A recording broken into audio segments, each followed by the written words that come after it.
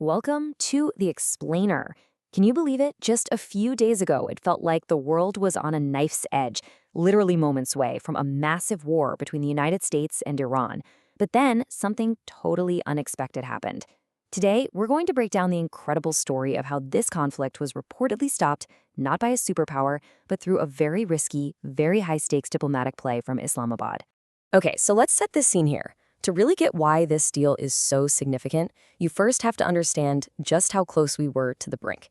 I mean, tensions between Washington and Tehran were at a boiling point, and every single moment felt like we were counting down to a global disaster. And then came this absolutely chilling statement, which the source material attributes to Donald Trump. This quote reportedly sent shockwaves around the entire planet. This wasn't just political posturing. People took this as a sign that a military strike was coming and that the fallout would be, well, catastrophic.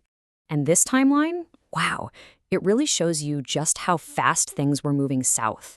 American B-2 bombers and aircraft carriers were already in position. The Pentagon had its final list of targets, and a hard deadline was on the books. It really looked like there was no turning back. So you've got the UN and all these other global institutions looking completely powerless. And then, according to the source, an unlikely mediator steps out of the shadows to try and pull everyone back from the edge. And that's the big question, right? You've got major powers like China and Russia who obviously wanted a peaceful outcome. So why was it Pakistan that was able to jump in and actually get something done when nobody else could? Well, this slide gets right to the heart of it. It's this unique diplomatic balancing act. The source says Pakistan's success came down to its very distinct relationships. On one hand, it has what's described as a brotherly connection with Iran. On the other, it maintained a strategic and functional friendship with the U.S. administration. That basically gave them a direct line of communication that almost no other country had. But it's one thing to have that channel, right? It's another thing to know how to use it. The source claims this wasn't just about passing messages back and forth. No, this was about firing up some serious backdoor diplomacy, with a key player, Field Marshal Asif Munir, getting personally involved. His direct engagement apparently gave both sides a solid guarantee, creating a real bridge built on one key weapon: neutrality. So, after all that intense, last-minute negotiating, what did they actually accomplish? Let's take a closer look at the deal that's now being called the Islamabad Accord. I mean, you couldn't get two more different starting points. Iran came in with a whole 10-point list, basically demanding, don't attack us and lift the sanctions. The U.S., meanwhile, had one core demand that was totally non-negotiable. The Strait of Hormuz, a vital artery for the entire global economy, had to stay open, period. And this is where Pakistan's proposal was kind of genius in its simplicity. They suggested a 2-week cooling-off period. Both sides agreed to take their hands off the trigger. The U.S. would put a stop to its military plans, and in return, Iran would promise to keep the oil flowing. It was that middle ground that absolutely no one else could seem to find. The second this news hit the wires, the reaction from the global economy was instant and honestly pretty dramatic. Markets that had been bracing for a total catastrophe suddenly let out this huge collective sigh of relief. And this chart, this just says it all. Brent crude oil, which had been skyrocketing past $110 a barrel, took a historic nosedive, dropping over 15% in one day. That's not a dip, that's a plunge.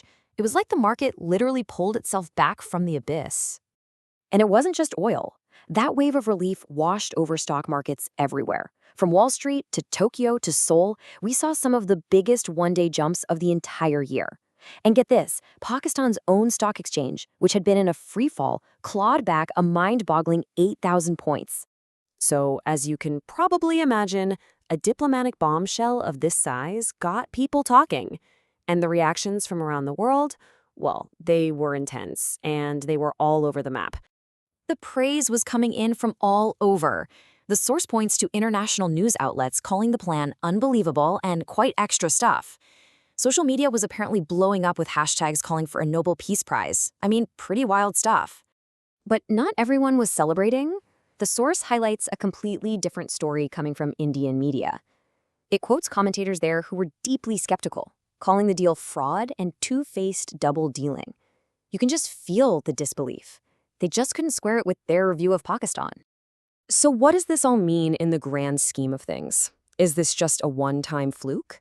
Well, the source argues that it's actually much bigger than that, and it draws this really powerful parallel to a key moment in history.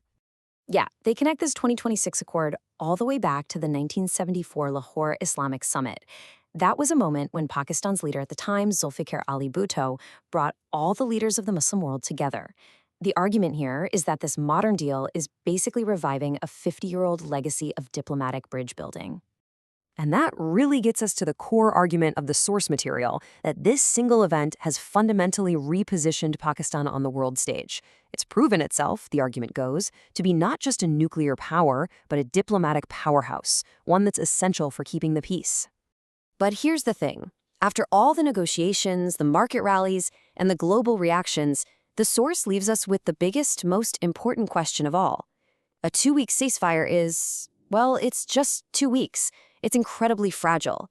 And so we're all left wondering, will this peace actually last?